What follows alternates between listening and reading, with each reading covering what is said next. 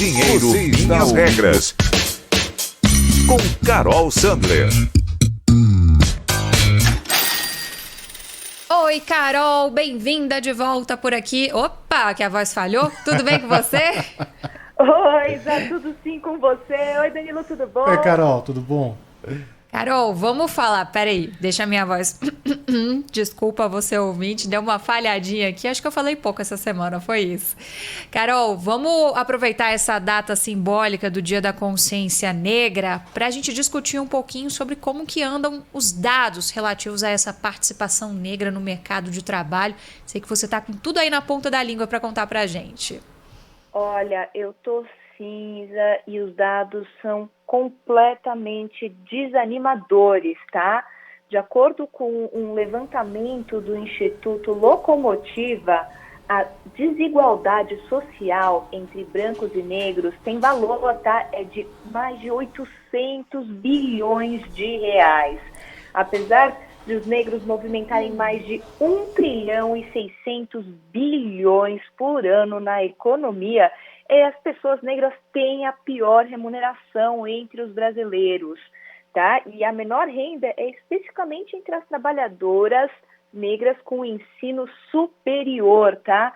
E não tem outra explicação para a desigualdade salarial que a gente encontra, é racismo mesmo. Então, a gente falar, debater o Dia da Consciência Negra, buscar entender porque há tão poucos negros em cargos de liderança, as dificuldades que a população parda e negra enfrenta para conseguir uma educação de qualidade, para conseguir trabalho de qualidade e crescer profissionalmente são enormes. Então, a gente precisa, eu concordo muito com a pensadora Djamila Ribeiro que a gente precisa pensar em atitudes antirracistas. E num dia de hoje, com aquela notícia do João Alberto, da morte do João Alberto, hoje está um dia difícil, viu, de pensar no Dia da Consciência Negra. A gente amanheceu nesse dia com uma notícia catastrófica, triste, repugnante. São imagens difíceis de se ver, né? Caso que acontece de novo, não tem como a gente não traçar o paralelo com o George Floyd, mas a gente tem os nossos próprios George Floyds aqui no Brasil, os que são noticiados pela mídia e os que nem chegam a ser noticiados, infelizmente. Carol, imagino que a disparidade, no caso da mulher negra, por exemplo, seja ainda maior, porque a gente ainda está num mundo em que tem a disparidade entre homens e mulheres de forma geral.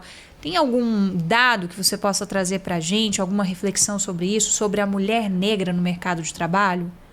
Tem sim. Esse é o dado mais chocante, tá? Porque na média a diferença salarial entre brancos e negros é de 31%, tirando todos os outros fatores, cargos idênticos, existe essa diferença salarial de 31%. Mas quando a gente fala de mulheres negras e homens brancos no mesmo cargo, a diferença é de 50%. É metade.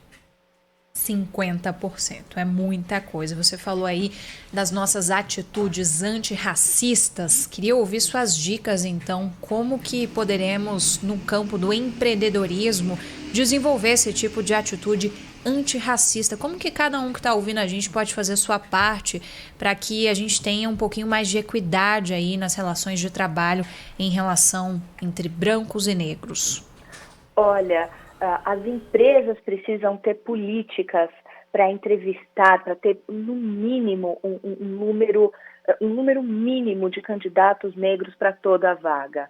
Não estou nem chegando na discussão de cota, tá? Da qual eu sou completamente a favor. Eu acredito que cota é um mecanismo temporário para você corrigir desigualdades enormes, tá?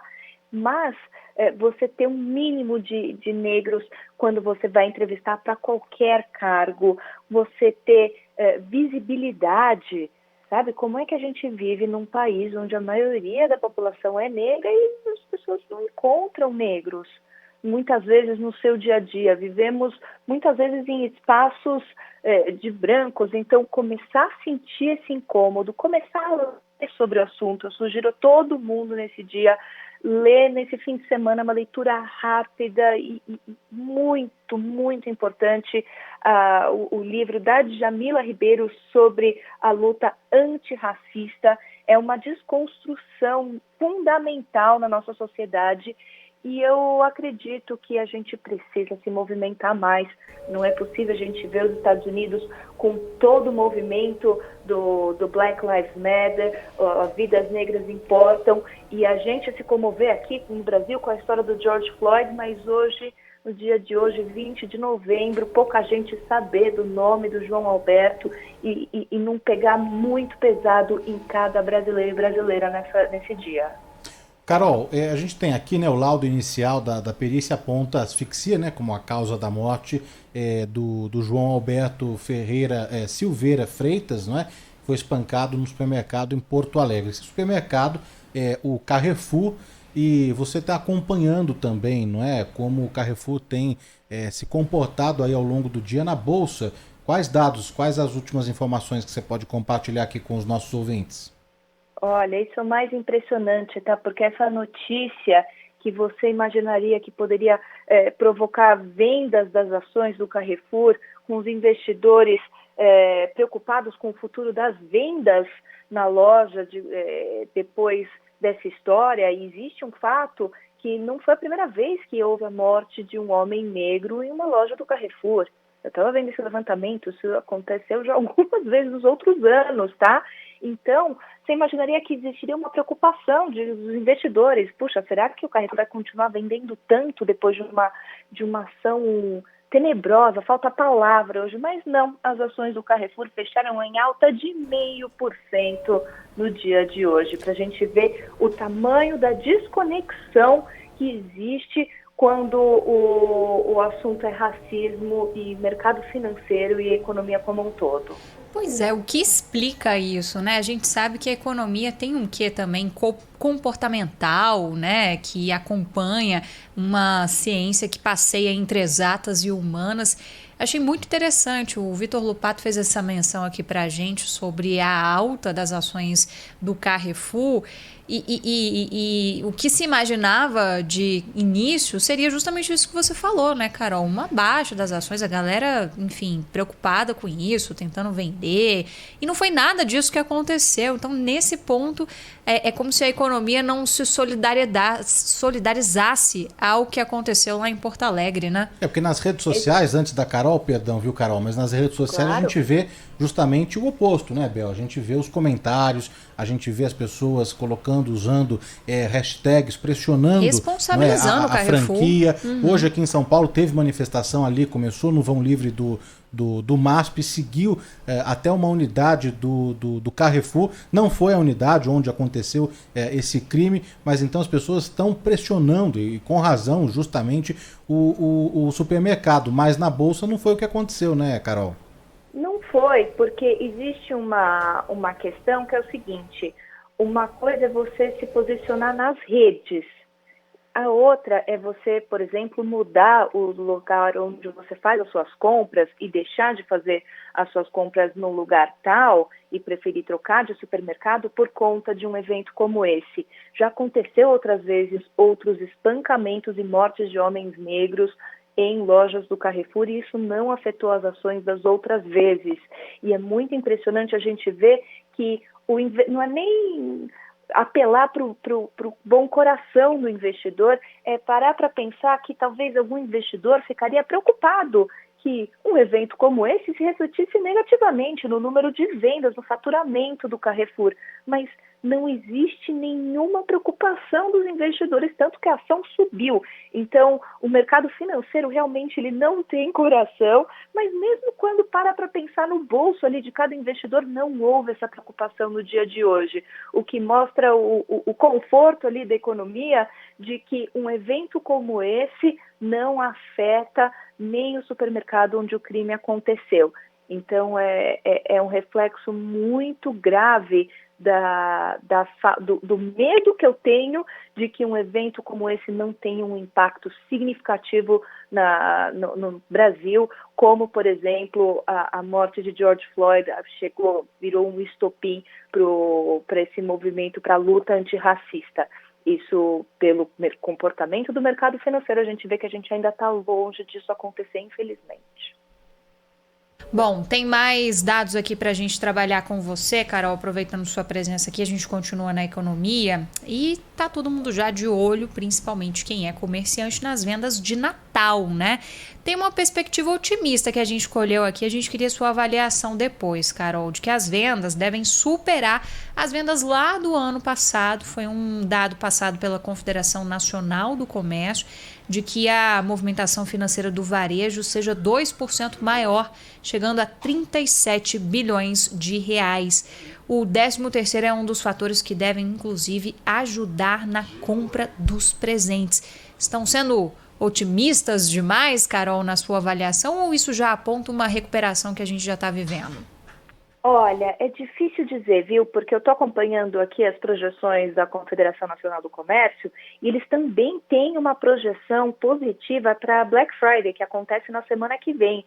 Eles esperam um aumento de 6% nas vendas da Black Friday e sabem que essa seria a primeira data do varejo importante do ano em que a gente teria um crescimento aí das vendas nesse ano pandêmico. Agora, existe sim também uma preocupação minha, porque, por exemplo, com Black Friday eu vi uma pesquisa que mostrava que as pessoas, mesmo reconhecendo que estão endividadas, estão numa situação financeira ruim, ainda assim uma boa parte delas pretende fazer compras na Black Friday.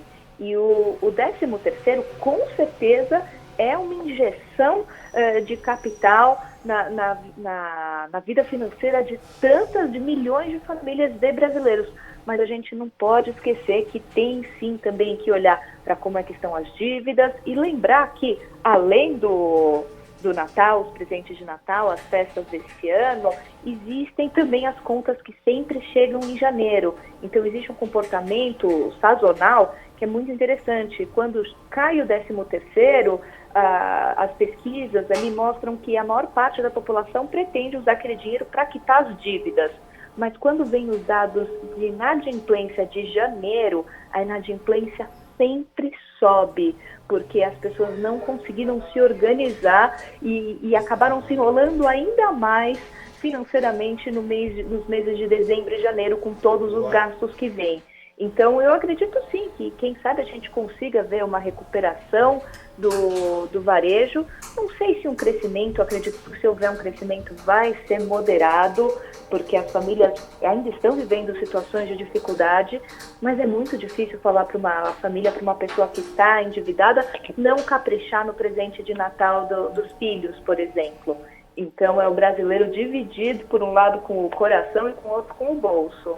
Na contramão disso, não é, Carol, que a Isabel trouxe, você repercutiu também, nessa reação positiva, né, do comércio, do varejo, dos presentes também, temos, né, o setor alimentício, né, que está esperançoso também com as festas de fim de ano, a retomada do setor de padarias, etc., que está superando aí as expectativas, mas na contramão disso tudo, os empregos, né, não devem seguir aí pelo mesmo caminho, né, a projeção da CNC de cerca de 20% menos vagas temporárias neste ano de 2020, o que na prática representa aí 17 mil postos de trabalho a menos do que o ano passado.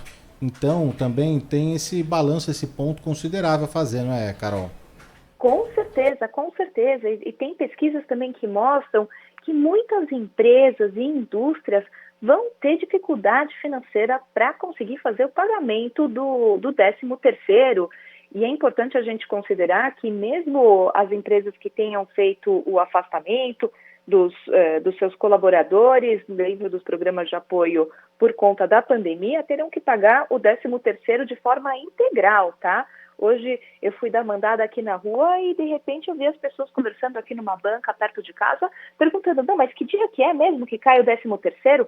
Tá todo mundo de olho nesse dinheiro, mas não tem jeito, a economia não está no mesmo ritmo que estava antes, a gente está vivendo uma pandemia, existe aí uma piora nos dados, nos números de casos e mortes de Covid diários, existe uma preocupação se é uma segunda onda, se não é uma segunda onda, se vai ter novas quarentenas, novos lockdowns, o que vai acontecer com a nossa economia. Então, é um período de muita incerteza.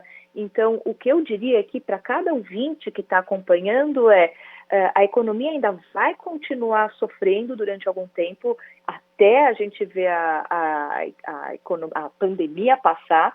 Os dados de emprego são sempre os últimos a se recuperarem, porque quando a economia volta a crescer, demora ainda um pouco para as empresas sentirem a necessidade de contratar. Então, mesmo com uma recuperação econômica, o desemprego é o último índice que volta a crescer. E, dado tudo isso, muito cuidado com a temporada de festas, de Black Friday, de gastos.